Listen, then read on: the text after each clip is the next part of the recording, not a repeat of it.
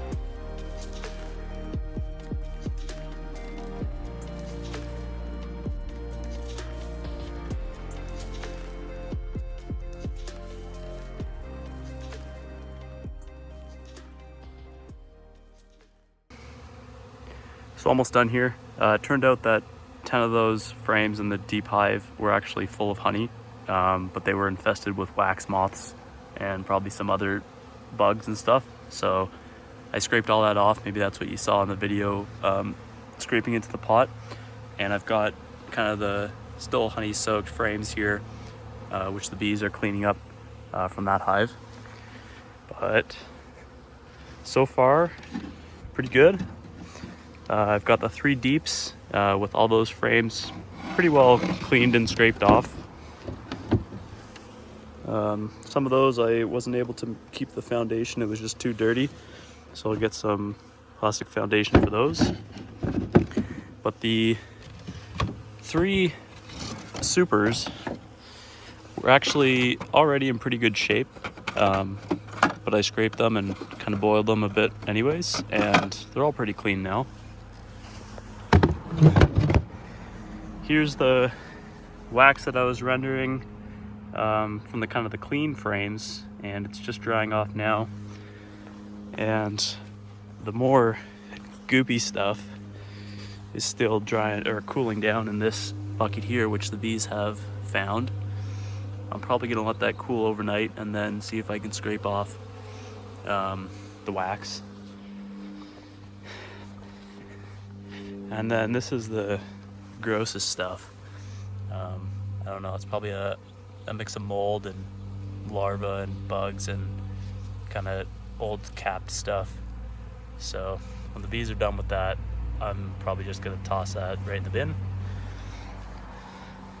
Overall pretty happy. I think I'll leave it with maybe a time lapse of these bees